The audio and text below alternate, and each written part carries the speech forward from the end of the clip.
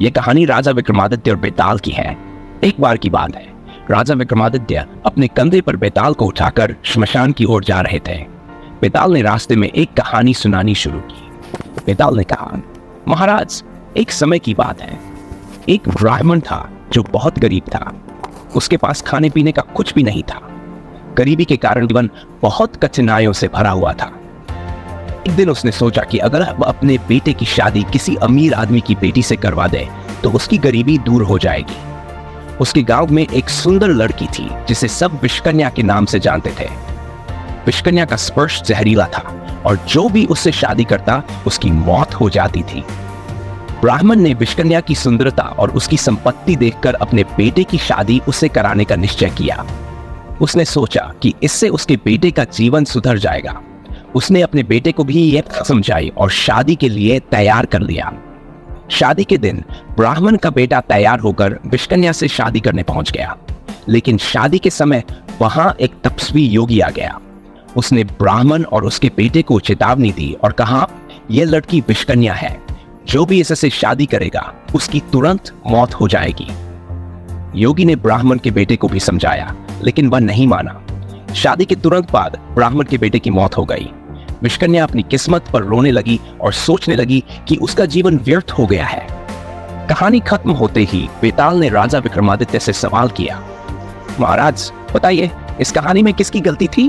क्या ब्राह्मण अपने बेटे की मौत के लिए जिम्मेदार था, या विषकन्या जिसने अपने जहर के कारण किसी को नहीं बख्शा, या फिर योगी जिसने सब कुछ जानते हुए भी कुछ नहीं किया? राजा विक्रमादित्य ने थोड़ा सोचा और फिर जवाब दिया, बेताल, इस कहानी में सबसे बड़ा दोष ब्राह्मण का है, क्योंकि उसने अपनी स्वार्थी लालच में अपने बेटे की जान जोखिम में डाल दी। उसने अपनी जिम्मेदारियों का पालन नहीं किया और अपने स्वार्थ के लिए अपने बेटे का बलिदान दे दिया। विषकन्या अपनी किस्मत से बंधी थी, उसमें उसका कोई दोष नहीं था, और योगी ने अपनी तरफ से सब कुछ करने की कोशिश की, लेकिन ब्राह्मण और उसका बेटा उसकी बात मानने को तैयार नहीं थे। इसलिए ब्राह्मण ही सबसे बड़ा दोषी था।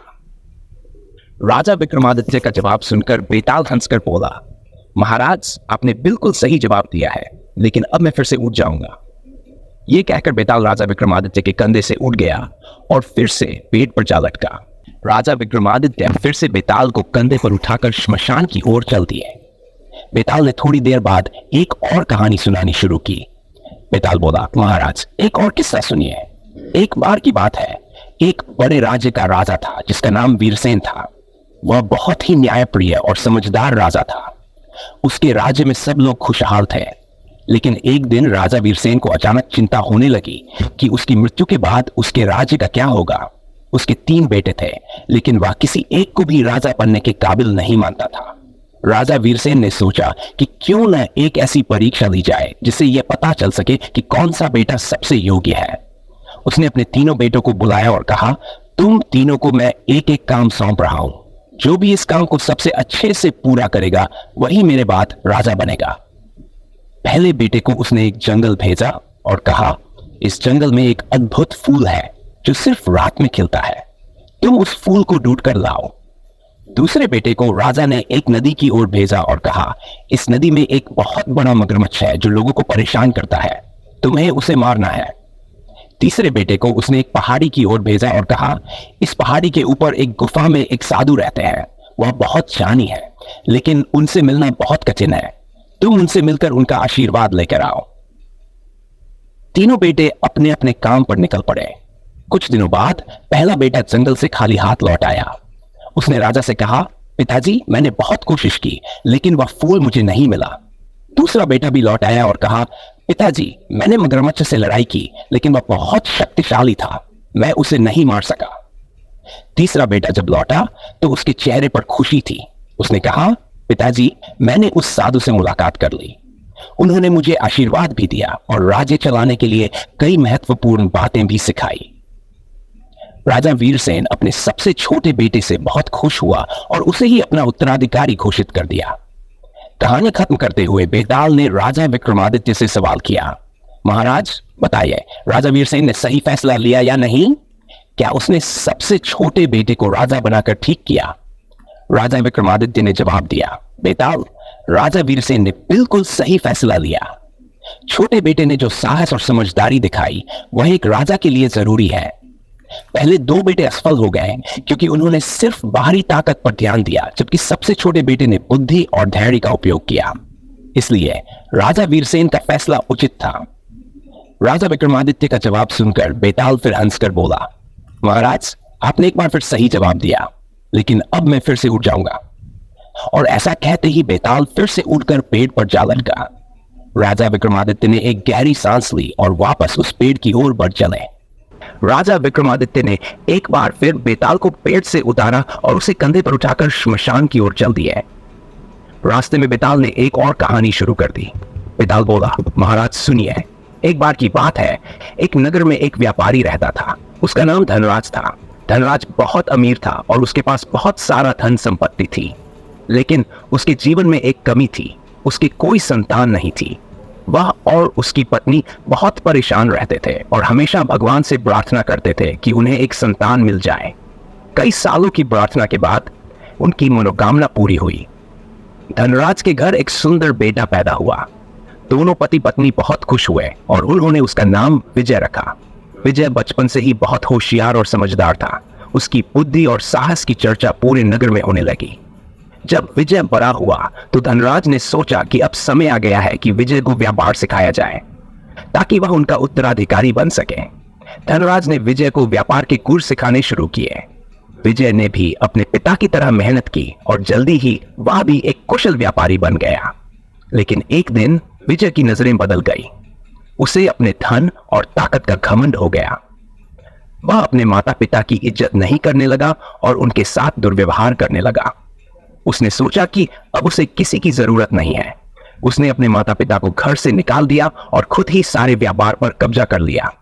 धनराज और उसकी पत्नी दुखी मन से घर छोड़कर चले गए।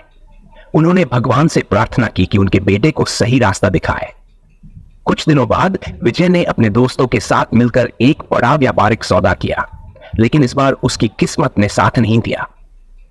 व्यापार में उसे भारी नुकसान हुआ और वह कंगाला हो गया। विजय को समझ में आ गया कि उसने अपने माता पिता के साथ कितना बुरा किया है। वह पश्चाताप करने लगा और अपने माता पिता को ढूंढने निकल पड़ा।